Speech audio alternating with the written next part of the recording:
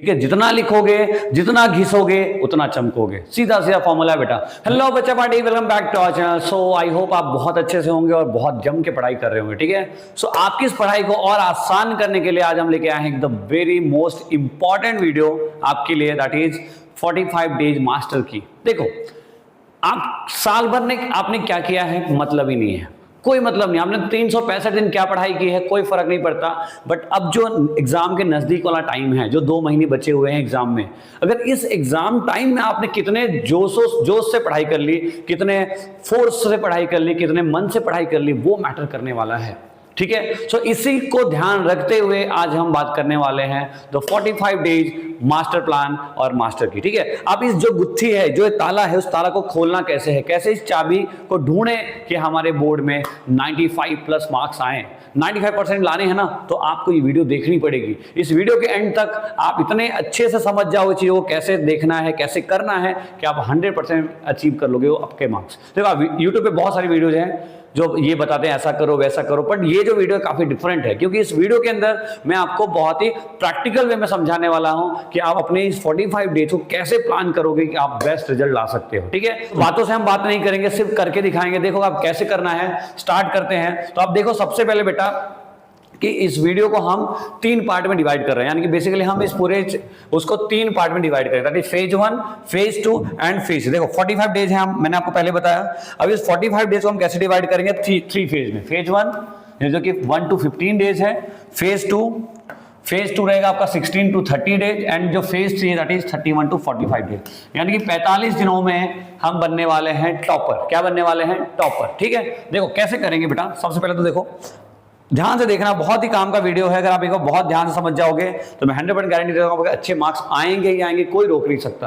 तुम भी नहीं रोक पाओगे, इतने अच्छे मार्क्स आएंगे। देखो सबसे पहले बेटा स्ट्रॉन्ग बेस बनाना है। देखो अभी कई बार ऐसा हो गया है कि आप साल भर ऐसे स्किप करते जा रहे हो, लेकिन आपका स्ट्रॉन्ग जो प्लेटफॉर्म है, जो बेस है, वो अच्छा बन नहीं पाया है। तो उसको क्या करना है, हमें स्ट्रॉन्ग बेस बनाना है पहले तो, और हाई प्रायोरिटी हमें देनी है चैप्टर्स को, यानी जो बड़े चैप्टर्स हैं, जो ज्यादा मार्क्स से चैप्टर, उनको हमें पढ़ना पड़ेगा। तो ये 15 दिन हमारा इसका रहने वाला है। तो स्टार्टिंग के 15 डेज काफी टफ है, मेहनत रहेंगे, लेकिन इस 15 के बाद बाकी सब आसान हो जाने वाला है। देखो सेकंड पार्ट में जो हमारा रहेगा that is full syllabus complete हो जाएगा, और एक बार हम रिवीजन भी करेंगे, और उसके बाद फाइनल रिवीजन हमारा, हम उसके साथ मॉक टेस्ट देंगे, जो कि हमारा रामबाण रहने वाला है, ब्रह्मास्त्र रहने वाला है। ठीक है, इस ब्रह्मास्त्र से ही हम सब कुछ फोड़ सकते हैं। चलिए उसके बाद बेटा अब देखो इसको हम कैसे डिवाइड करते हैं। सबसे पहले हम बात करते हैं फेज 1, दैट इज सबसे इंपॉर्टेंट। क्यों? क्योंकि इससे होने वाला है सब कुछ।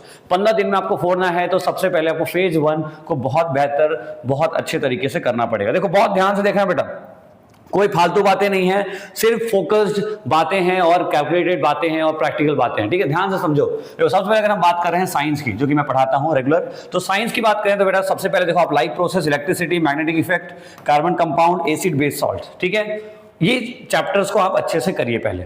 ये चैप्टर्स बहुत ज्यादा मार्क्स के पाए जाएंगे। अब ये जो ज्यादा मार्क्स के आ रहे हैं आपके एग्जाम्स में, इसको आप अच्छे से करोगे। उसके साथ क्या करना है आपको, daily 1.5 hours theory plus diagram practice करनी, 45 मिनट न्यूमेरिकल्स करने हैं, 20 मिनट PYQs, और मेक शॉर्ट नोट्स बनाने हैं। इतना काम करना। आप एक स्क्रीनशॉट ले लो इसका, क्या करना है आपको, ताकि भूलो नहीं, तो इसका एक स्क्रीनशॉट ले लो। ये चीज आपको करनी है पहले। ठीक है, फर्स्ट साइंस की बात करें तो, अगर बात करें मैथ्स की बेटा, तो मैथ्स के अंदर क्या है, देखो आपको ट्रिग्नोमेट्री है, क्वाड्रेटिक हो गया, ट्रायंगल्स हो गया, AP वगैरह हो गया, तो ये सब को आपको प्रैक्टिस कर लेनी है अच्छे से। और इस तरह से कुछ करना है, 2 solve example, 10 to 15 practice numericals करने हैं, और एक PYQ डेली। PYQ मतलब प्रीवियस ईयर क्वेश्चंस। कहां से मिलेगा, CBSE के साइट पे जाओगे, PYQ आपको मिल जाएंगे, तो आप ये प्रैक्टिस करेंगे। SST में बेटा क्या करना है, रिसोर्सेस, जियो के अंदर नेशनलिज्म हो गया, पॉलिटिकल पार्टीज हो गई, ठीक है, फिर क्या है, सेक्टर ऑफ इंडियन इकोनॉमी है, ये सारा कुछ आपको mind map, flow chart, 5 mark question जो भी है उसको लिख के प्रैक्टिस करनी है। आपको पता है थियोरेटिकल पेपर में आपसे लिखने में बहुत गलतियां हो रही हैं, स्पेलिंग की मिस्टेक्स हो रही हैं, सेंटेंस फॉर्मेशन में मिस्टेक्स हो रही हैं। तो ये सब चीजें कैसे सही होगी, जब आप लिखोगे।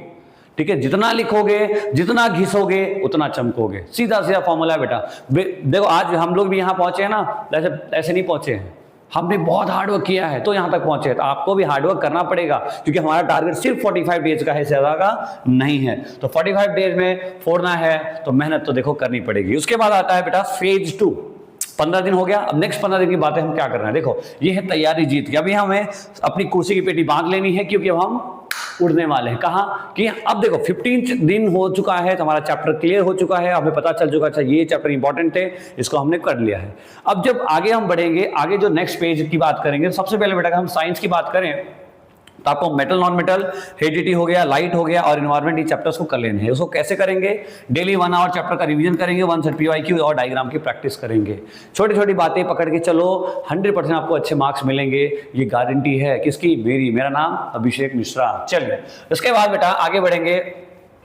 मैथ्स में क्या करना देखो एक बार। मैथ्स के अंदर आपको coordinate geometry, statistics, probability, mensuration, ये जो पार्ट है ये वाला, ठीक है, ये सारा कुछ आपका थोड़ा बहुत ऊपर नीचे है, आप इसको एक बार देख लेंगे। तो ये जो हमने बनाया ओवरऑल व्यू को देखते हुए बनाया, ठीक है। इसके अंदर क्या क्या प्रैक्टिस करनी है, तो आपको एक चैप्टर समरी, वर्कशीट और PYQs आपको प्रैक्टिस करनी है। इतना आप करेंगे, ये सब चीजें आप प्रैक्टिस करोगे तो आपका काम बनेगा। ऐसे सिमिलरली SST में आप पूरा कंप्लीट चैप्टर को कर लोगे। और खासकर ध्यान देना है, solve 1 sample paper of SST every 3 दिन। हर 3 दिन में आप एक पेपर को मैनेज करो, बनाओ सेटिंग। आप कम 2 घंटे कम सोओगे चलेगा, क्यों? क्योंकि बोर्ड बहुत नजदीक है। एक बार बोर्ड में बेटा मार्क्स आ जाए, अब 1 महीना आराम से सोना ना, कौन रोकता है तुमको? कोई नहीं रोकता। एक बार बोर्ड के एग्जामिनेशन खत्म हो जाए फिर आप चिल मारो, लेकिन उसके पहले तक लगा दो अपने आप को, जी जान झोंक दो, ठीक है। राइट लॉन्ग आंसर्स, क्योंकि आपको पता है लॉन्ग आंसर बहुत मार्क्स करते हैं, तो आप इसकी प्रैक्टिस करेंगे। चलिए आगे बढ़ेंगे। फिर आता बेटा लैंग्वेज की बात। देखो फर्स्ट वाले फेज में हमने लैंग्वेज को नहीं लिया था, बट सेकंड में हमें लेना है। हमें कैसे लेना है? सैंपल प्रैक्टिस करनी है, ग्रामर के कुछ रूल्स पढ़ने हैं, लिटरेचर के कुछ इंपॉर्टेंट लाइंस को रीड करनी है, बाद में नोट की वैल्यू पॉइंट्स बनाने हैं। यानी कि एग्जाम में आप बुक लेके नहीं बैठना पड़े, आप कुछ पहले ही पॉइंटेड बना लीजिए, आप हाईलाइट कर लीजिए, आप नोट्स के फॉर्म में बना लीजिए, कुछ भी करो लेकिन बना लो, ताकि ड्यूरिंग एग्जाम अपने लेके ऐसे किताब पोथी लेके पढ़ने से कुछ होता नहीं है। वहां पे शॉर्ट या स्मार्ट वे में काम बनेगा। चलिए यहां तक होने के बाद अब हम बात करेंगे हमारे फेज 3, दैट इज चक दे। कौन सा चक दे? चक दे इंडिया वाला चक दे, ठीक है। आप सब कर सकते हो, यू कैन डू, बस आपको अपने ऊपर भरोसा रखना पड़ेगा और इस प्रैक्टिकल स्ट्रेटेजी को फॉलो करना पड़ेगा, ठीक है। चलो देखो इसके अंदर बेटा, इसके अंदर क्या है, इसके अंदर फाइनल 15 मिनट फोकस। सबसे पहले साइंस की बात करें तो diagrams, NCERT text back exercise सारे क्वेश्चंस कर लो। देखो आपने ऑलरेडी सब कर लिया है। अब जो डायग्राम्स हैं उनको पकड़ो।